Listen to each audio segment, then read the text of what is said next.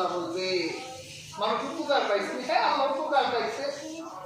মানুষ তোরা কিছু বলছিনি, হ্যাঁ আমাদের বড় দানবীর বলতো, বড় দানশীল বলতো। আল্লাহ বলে সম্মান তো পেয়ে গেছিস, যা আমার কাছে তোর কিচ্ছু দেওয়ার নাই, জাহান্নামে ঢুকে যা। সবার আগে এই 3 শ্রেণীর লোককে আমরা জাহান্নামে ঢুকে। এর মধ্যে ওই আলেম, ওই জ্ঞানী যে জ্ঞান অর্জন করেছিল, কিন্তু তার জ্ঞানের উদ্দেশ্য আমার আল্লাহ সন্তুষ্ট ছিল না, বরং মানুষের কাছে নিজের সম্মান বাড়ুক, মর্যাদা বাড়ুক, বড় মুহাদ্দিস হোক, মুফাসসির হোক, এই জন্যই ওরা জ্ঞান অর্জন করত।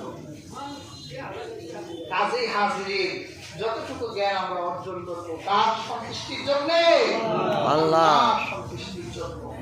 একটা ব্যক্তি যখন জ্ঞান অর্জন করে, আমার রাসূল একটা জ্ঞানীকে কি সম্মান দিলেন, সে যখন একটা নিয়ত করে আজকে আমি বের হলাম, আজকে আমি মাওলানা সাহেবের কাছে ওই জিনিসটা শিখব।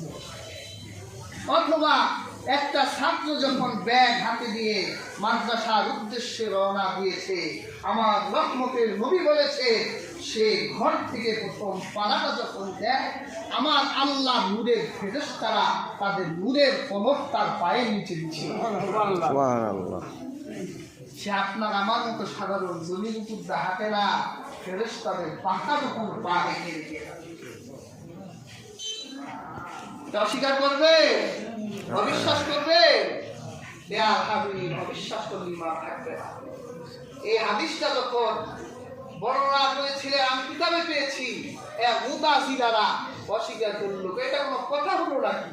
তো ফেরেশতারা যদি তাদের পাখা, নূরের পাখা ছাত্রের পায়ের নিচে বিছায়, তা আমি কাউকে জুতা পরে আসবো, ফেরেশতাদের পাখনাগুলোর উপরে আমি জুতা দিয়ে পারাবো।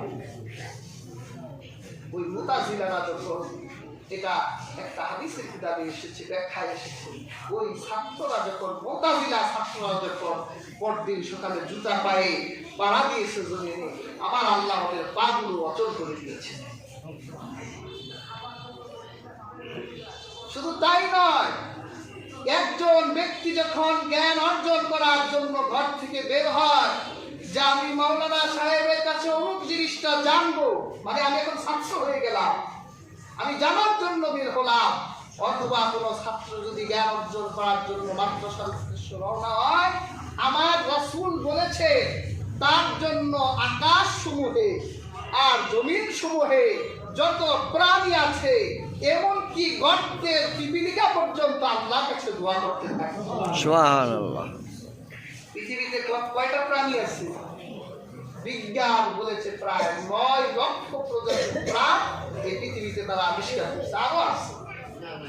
আবার এক একটা প্রাণীর সংখ্যা কত, গর্তের পিপিলিকা কত, সমুদ্রের কত কোটি বিলিয়ন ট্রিলিয়ন মাছ আছে, সমস্ত মাছ, পিপিলিকা, আল্লাহর যত প্রাণী আছে, তার জন্য আমার আল্লাহর কাছে দোয়াই করতে থাকে। সুবহানাল্লাহ। জ্ঞান অর্জনের কত মূল্য দেখে আমার রাসূল। এই জন্য একজন জ্ঞানীর কথা বলেছে, যে একজন জ্ঞানী আর যে ব্যক্তি জ্ঞানী নয়, তাদের দুইজনের পার্থক্য হলো তারকার ভিতরে পূর্ণিমার চাঁদ যেমন, তোমাদের ভিতরে জ্ঞানীরা তোমাদের পূর্ণিমার চাঁদের মতো। এই জ্ঞান হলো ওহীর জ্ঞান। তবে প্যার হাজরিন, ওহীর জ্ঞান ছাড়াও তো দুনিয়াতে আরো জ্ঞান আছে, পার্থিব জ্ঞান আছে না? গণিত শাস্ত্র আছে, ইংরেজি শাস্ত্র আছে, সমাজ বিজ্ঞান, চিকিৎসা বিজ্ঞান, রাষ্ট্রবিজ্ঞান, অর্থনীতি বিজ্ঞান, এগুলো অর্জন করা। পৃথিবীর যত জ্ঞান আছে, মনে রাখবে প্রত্যেকটি জ্ঞান আপনি যদি মানুষের কল্যাণে অর্জন করেন, আমার আল্লাহ আপনার আমলনামায় সওয়াব লিখে দিবেন। আর যদি আপনার উদ্দেশ্য তা না হয়, ধরেন আপনি সময় বিদ্যায় পারদর্শী, অস্ত্র বানাচ্ছেন, অস্ত্র কি ভালো জিনিসটা কি? তা আপনি অস্ত্র বানালেন, আপনার উদ্দেশ্য হলো চোর আর ডাকাতকে অস্ত্র দিবেন, তাহলে আপনার এই জ্ঞান অর্জন করা হারাম। আপনি চুরি বানান, কেন বানান? চোর আর ডাকাতকে দিবেন। তাহলে আপনার জন্য এই জ্ঞান অর্জন করা হারাম। আর আপনি যদি অস্ত্র বানান, মুজাহিদদের দিবেন, অস্ত্র বানাচ্ছেন, পুলিশকে দিবেন, তাহলে এই জ্ঞান অর্জন করা আপনার জন্য বৈধ। দুনিয়ার জ্ঞান অর্জন করা তখনই আপনার জন্য বৈধ হবে তা যদি মানুষের কল্যাণে হয়। হাজরিন, আজ দুঃখ এবং পরিতাপের বিষয় হলো আজকে আমরা আলেম উলামারা এই দুনিয়াবি জ্ঞান থেকে অনেক পিছিয়ে গেছি, অর্জন করতে চাই না। আমরা মনে করি যে প্যার হাজরিন, আমরা মনে করি যে না, আখিরাতের জ্ঞান অর্জন করলেই হয়ে যাবে, দুনিয়া দরকার নাই। দুনিয়া যদি আপনার কাছে দরকার না হয় তাহলে কাফেররা তো আপনার মাথায় কাঁঠাল ভেঙে খাবে।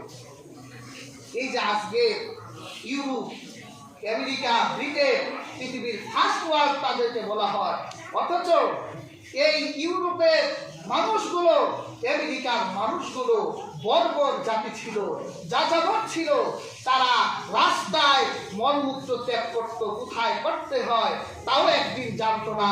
তাদের গায়ে পোশাক ছিল না, কিভাবে পোশাক বানাতে হয় এটাও তারা জানতো না। তখন পৃথিবীর বুকে মুসলিমদের সোনালী যুগ ছিল। তারা মুসলিমরা স্পেনে গ্রানাদায় তখন বিশ্ববিদ্যালয় পরিচালনা করত। দুনিয়াবি শিক্ষা তাদের তখন ছিল না। হাজরিন, তখন ছিল ইবনে সিনা, ছিল তখনকার যুগের মানুষ। আজকে আধুনিক চিকিৎসা বিজ্ঞান ইবনে সিনা হিউজির উপর দাঁড়িয়ে আছে। এরপর ওই সময়ের আরেকজন বিখ্যাত বিজ্ঞানী ছিলেন আবুল কাসেম জাহরবি, যিনি এই যে সার্জারি, আধুনিক সার্জারি, মানুষের কাটাকাটি প্রথম উনি আবিষ্কার করছেন। সুবহানাল্লাহ।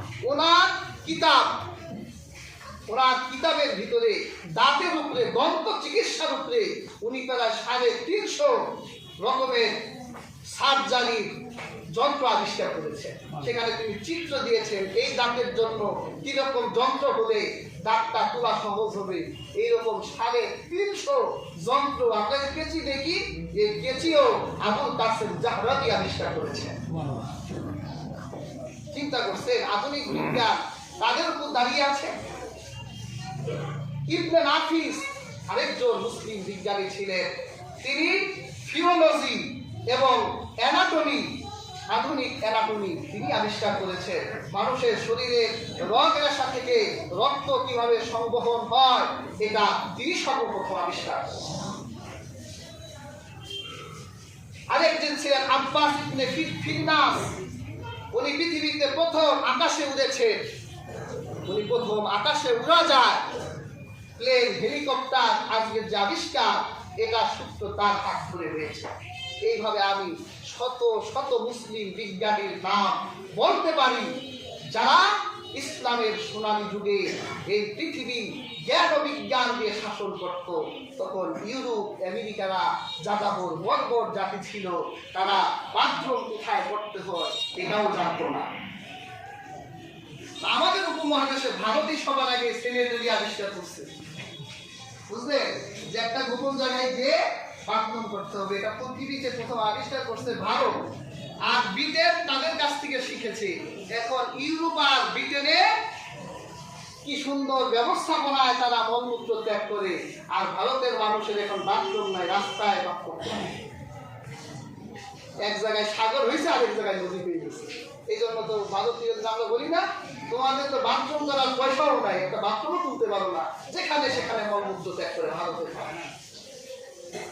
হাজরিন, জ্ঞান এবং বিজ্ঞানে আমাদের অবদান এক সময় ছিল, কিন্তু যখন ক্রুসেডাররা এই আরব আক্রমণ করলো, আমাদের লক্ষ লক্ষ কিতাব আগুন দিয়ে তারা জ্বালিয়ে দিয়েছে।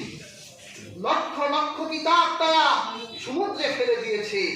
আর তাদের প্রয়োজনীয় কিতাবগুলো ইউরোপ, আমেরিকায় নিয়ে গবেষণা করে তারা আজকে পৃথিবীর সবচেয়ে উন্নত জাতিতে পরিণত হয়েছে।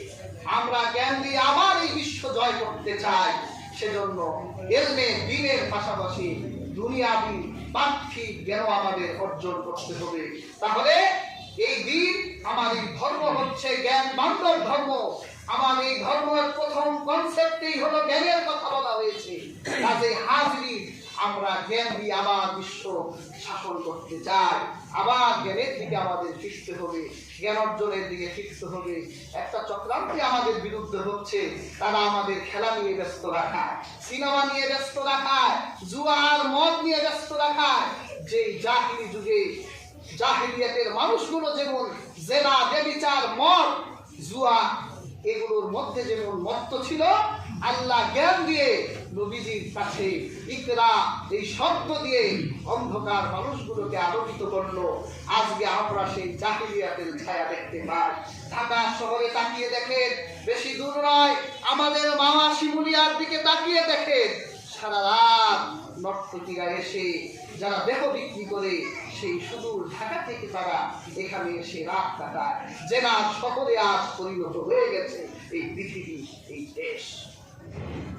ঢাকায় খোঁজ নিয়ে দেখে পোস্টকোয়ার্টার গুলো সহ অনেক বাড়িতে সারা রাত মদের আয়োজন চলে। সেই আবার জাহিলিয়া আমাদের ভিতরে ঢুকে গেছে। আমরা ঢুকাই নাই, তারা ঢুকিয়েছে। যে মুসলিমরা জ্ঞান দিয়ে যাতে বিশ্ব শাসন করতে না পারে, তাদের ক্রিকেট খেলার দিকে নজর রাখো, তাদের ছেলেগুলো যাতে কখন বিপিএল হয়, আইপিএল হয়, এইদিকে মত্ত থাকে। সিনেমা দিয়ে ব্যস্ত রাখো, নাটক দিয়ে ব্যস্ত রাখো, আর আমরা জ্ঞান অর্জন করে বিশ্বকে শাসন করতে হাজরিন। এগুলো ছেড়ে আবার বিশ্বকে শাসন করতে হলে আমাদের কোরআন এবং হাদিসের কাছে আসতে হবে। আধুনিক জ্ঞান ও বিজ্ঞানের সাথে যুক্ত হয়ে, জ্ঞানী হয়ে আবার আমরা বিশ্বকে শাসন করতে চাই। আল্লাহ তাআলা সেই তৌফিক দান করুন।